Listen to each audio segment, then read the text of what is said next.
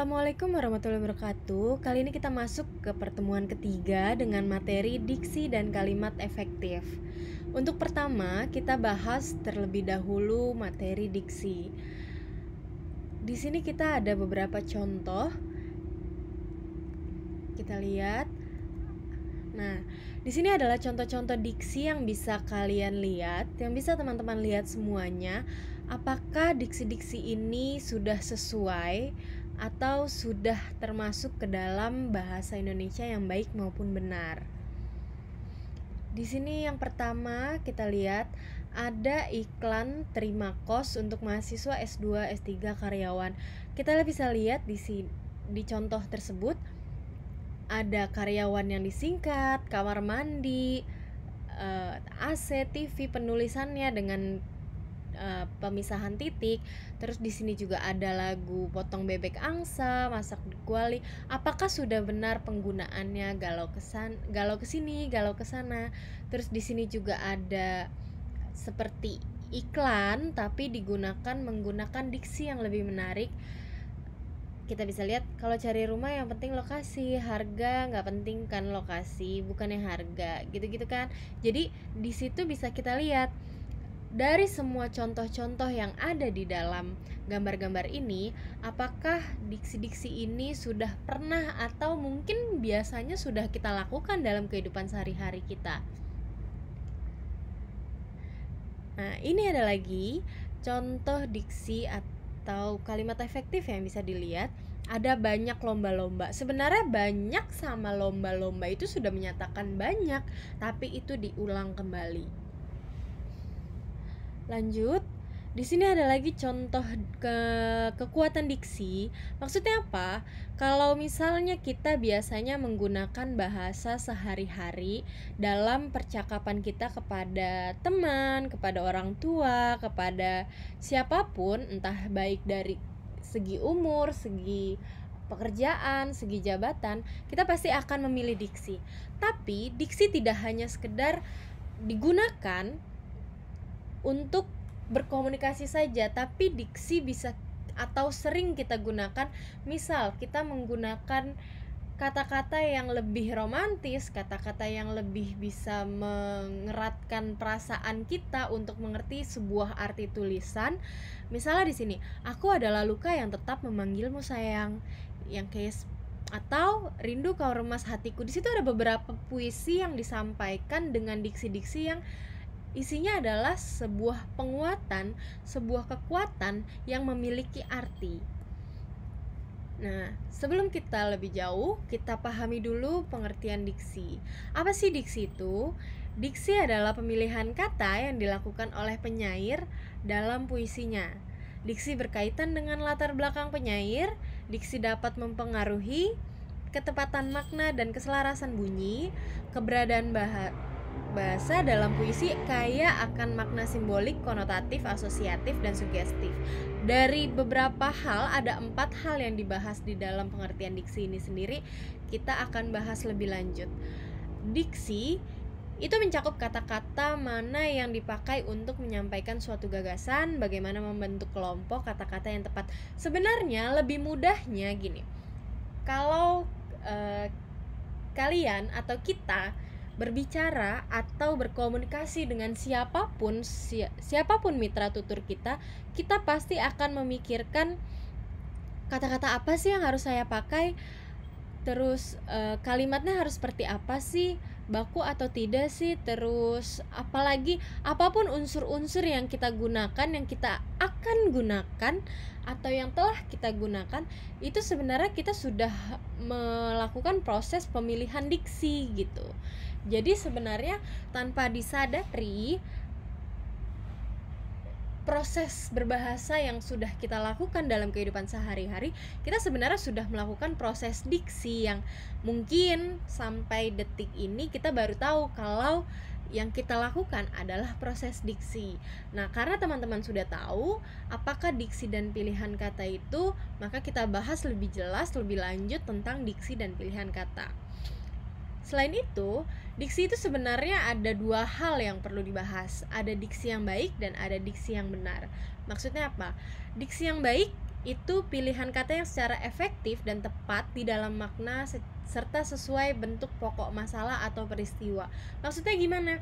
Kalau misalnya kita di dalam pasar gitu kan sedang berbelanja, kita menggunakan diksi yang baik atau diksi yang benar? Kalau kita gunakan diksi yang benar, selamat pagi ibu, bolehkah saya menawar ayam ini?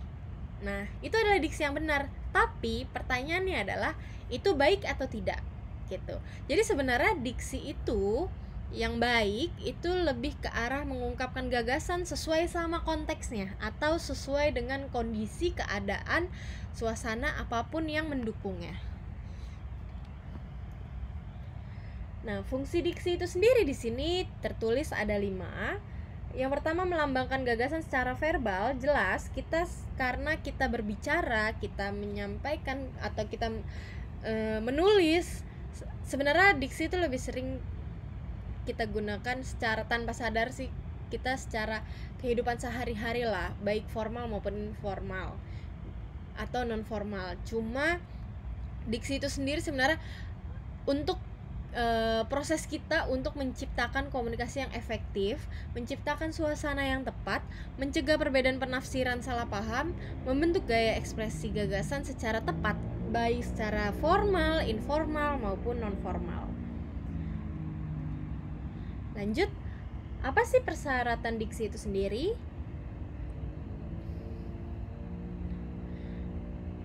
Nah, bahasa Indonesia yang baik dan benar itu bisa dicapai jika kita tuh sudah mempunyai 2 hal yang perlu diperhatikan, yaitu ketepatan dan kesesuaian.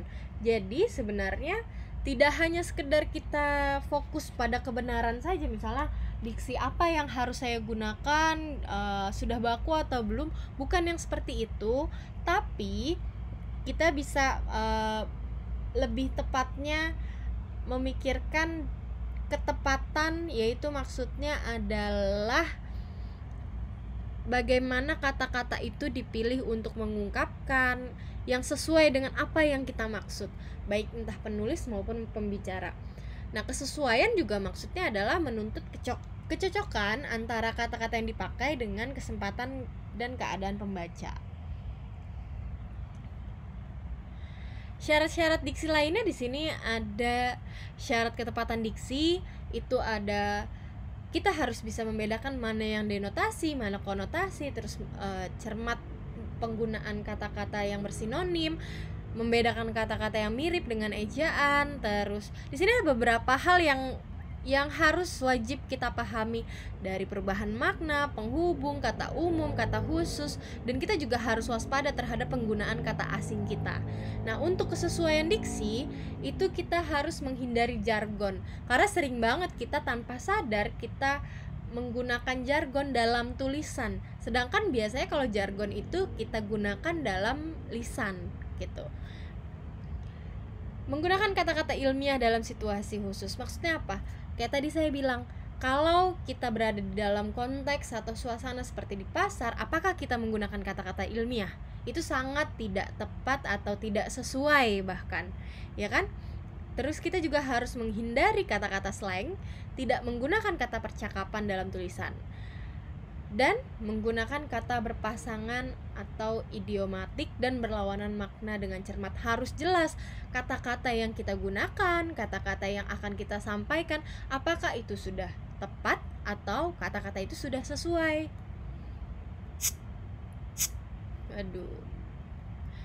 Nah, ketepatan pemilihan kata itu sendiri bisa dilihat contoh di sini ada denotasi dan konotasi.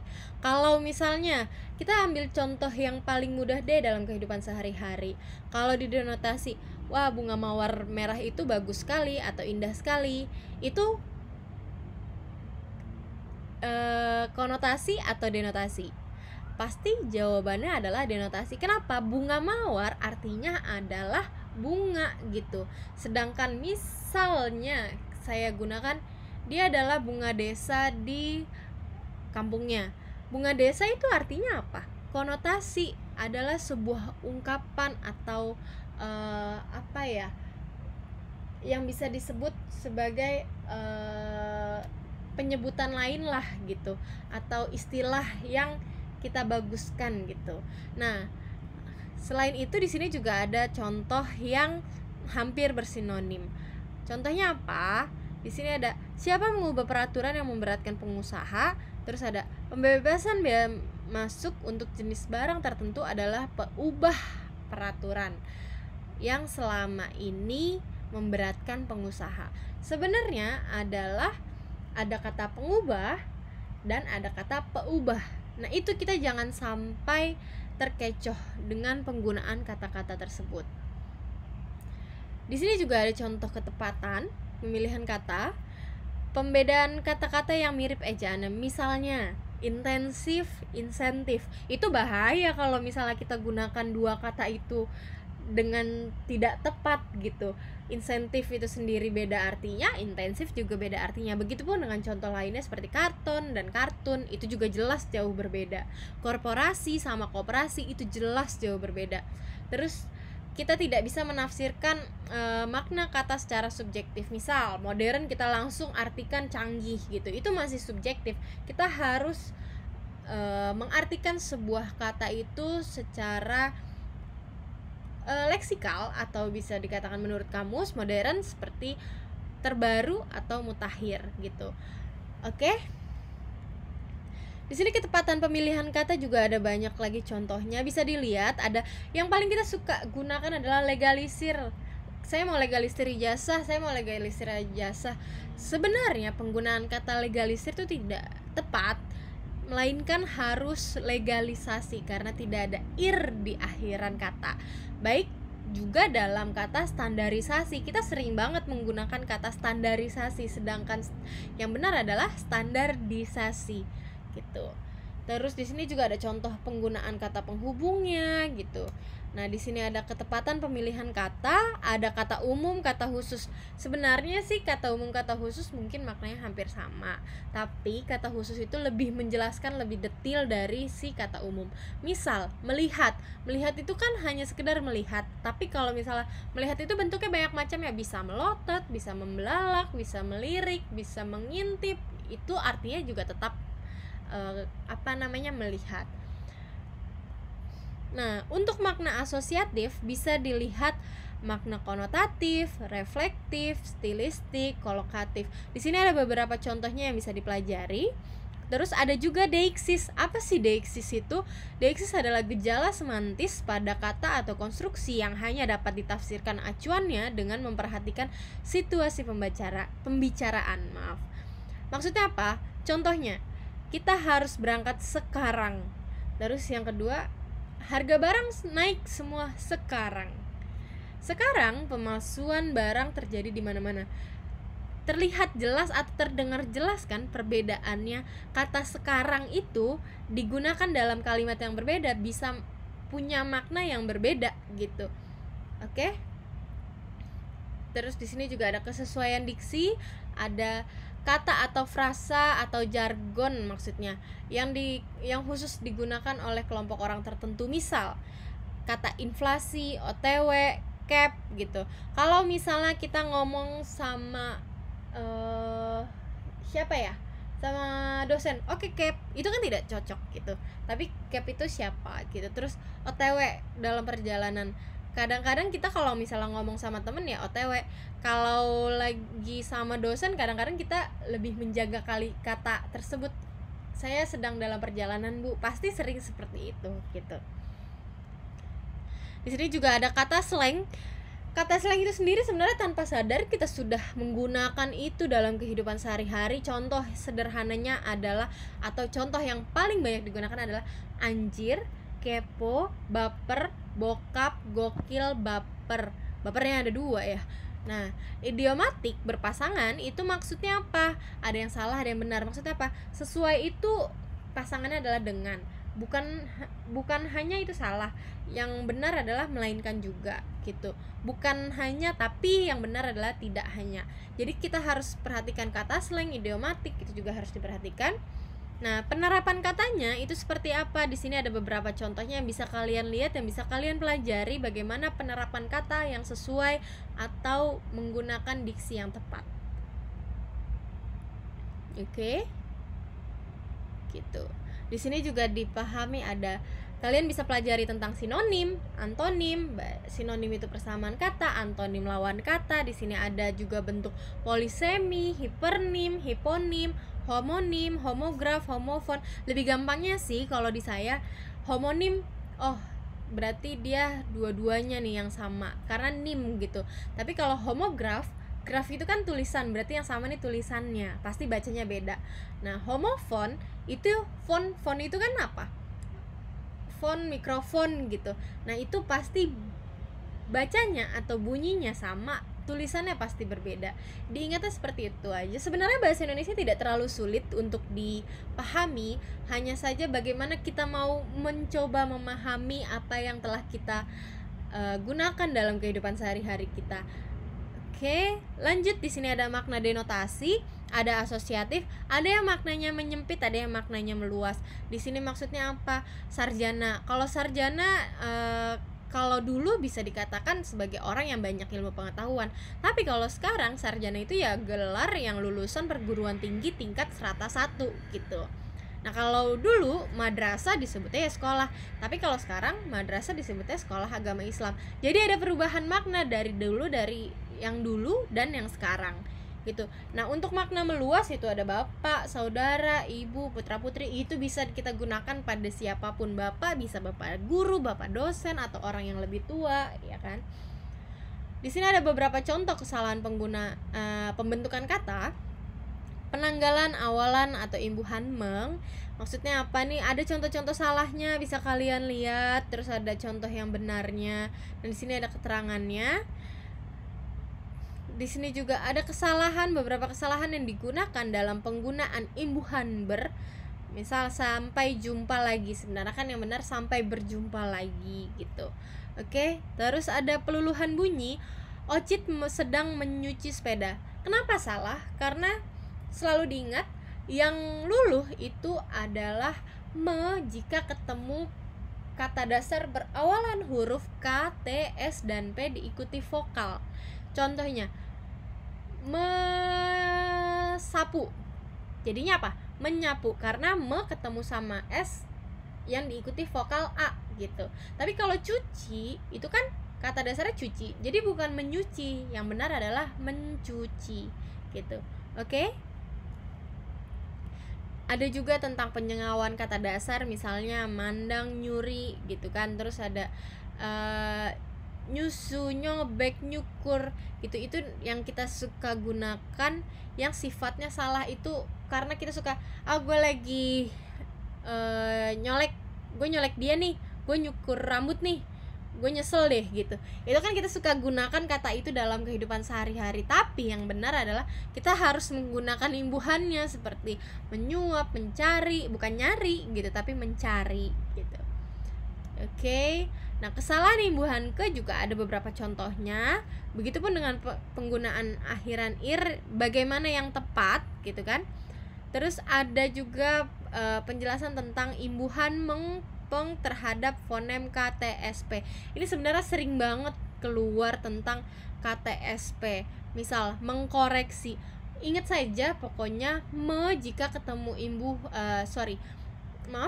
me jika ketemu imbuhan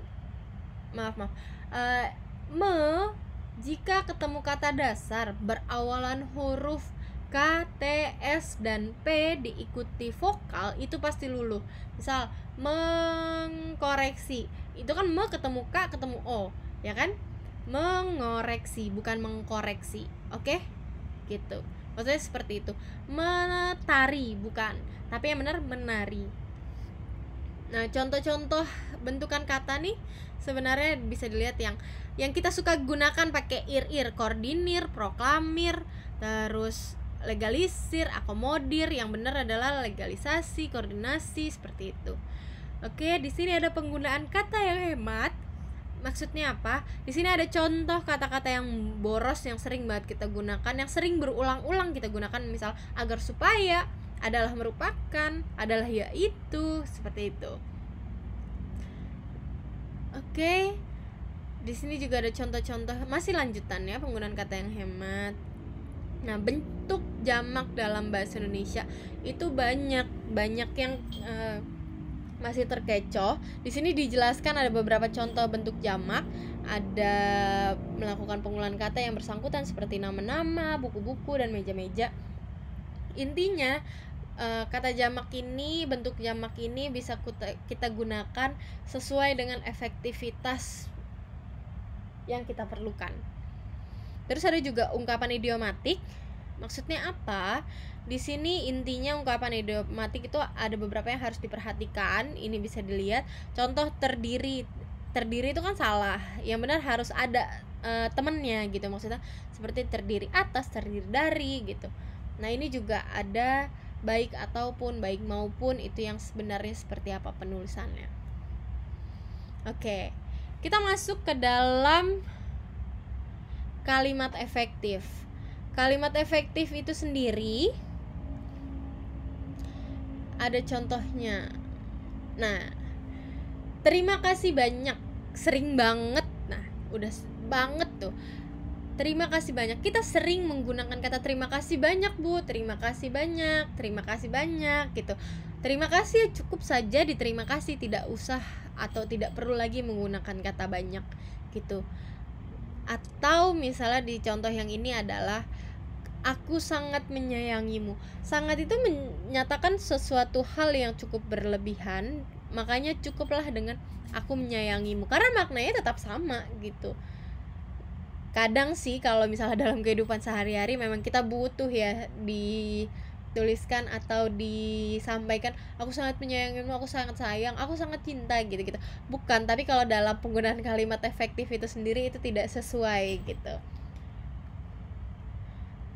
Terus ada juga di sini jual gitu kan, aspal, Pertamina, semen, Tonasa. Dari sini kita bisa lihat aspalnya dijual apa gimana gitu kan. Oke. Terus jadi beberapa kesalahan bahasa yang kita gunakan kadang-kadang malah kita menjadikan tidak mendapatkan pesan dari apa yang ingin disampaikan. Di sini kita lihat dulu kalimat dasar. Kalimat dasar itu sebenarnya yang paling mudah, kita harus tahu sekurang-kurangnya itu harus ada subjek sama predikat. Jadi sebenarnya saya makan itu juga sebenarnya sudah dikatakan kalimat, yaitu kalimat dasar. Entah kita mau nambahkan objek atau pelengkap atau keterangan, itu sudah masuk ke dalam kalimat yang kita berikan penjelasan lebih lanjut gitu. Nah, kalimat efektif itu sendiri apa sih? Secara tepat itu untuk mewakili gagasan atau perasaan pembicara atau penulis. Terus ada juga sanggup menimbulkan gagasan yang sama tepatnya dalam pikiran pendengar atau pembaca seperti yang dipikirkan oleh pembicara atau penulis. Nah, dari syarat kalimat efektif itu sendiri ada 5, ada kesepadanan, paralel, hemat kata, kecermatan, kelogisan. Kesepadanan itu sendiri apa ya? Di sini ada 3 hal yang bisa dilihat. Ada yang harus memiliki subjek dan predikat yang jelas. Kalimat bisa dikatakan kalimat jika dia sudah punya unsur subjek dan predikat. Terus tidak terdapat subjek yang ganda. Terus kalimat tidak didahului dengan kata yang. Kenapa? Karena kata yang itu adalah sebuah penjelasan. Di sini ada contohnya yang bisa dilihat. Terus juga ada tentang keparalelan, yaitu kesamaan bentuk kata. Intinya kita harus lihat benar-benar dari beberapa hal ini untuk kita sepadan dalam membuat kalimat efektif. Selanjutnya ada kehematan. Kehematan maksudnya apa? Kita menggunakan kata, frasa, atau bentuk lain secara hemat. Jadi seperti contoh yang salah, karena ia tidak diundang, ia tidak datang. Ianya itu tidak perlu ditulis 2 kali, cukup saja dengan karena tidak diundang, ia tidak datang gitu, karena maknanya akan tetap sama saja gitu. Dan ada juga kecermatan. Contoh yang salah adalah suntingan ini saya akan laporkan kepada redaksi. Yang benar adalah akan saya laporkan gitu. Oke? Ada juga kelogisan. Waktu dan tempat kami persilakan. Sering banget kita menggunakan waktu dan tempat kami persilakan. Sebenarnya emang waktu dan tempat bisa jalan sehingga dipersilakan? Kan tidak. Makanya kita yang sebenarnya adalah penggunaan kepada Bapak kami persilakan. Terus contoh 2, orang yang membeli ayam harus diikat kakinya. Serem banget ya kalau orang yang beli ayam harus diikat kakinya. maka yang benar adalah ayam yang dibeli seseorang harus diikat kakinya. Di sini ada beberapa soal yang bisa kalian kerjakan mengenai diksi dan kalimat efektif. Silakan kalian submit jawaban kalian ke dalam e-learning yang sudah tersedia dengan soal-soal ini, disesuaikan dengan waktu yang telah ditentukan oleh dosen pengampu di kelas kalian. Oke, terima kasih atas perhatian teman-teman semua. Semoga ilmu kali ini bermanfaat untuk kita semua, khususnya buat kalian, tentang pengenalan diksi maupun kalimat efektif yang akan diimplementasikan ke dalam kehidupan kita sehari-hari. Oke, wabillahi taufiq wal hidayah. Wassalamualaikum warahmatullahi wabarakatuh.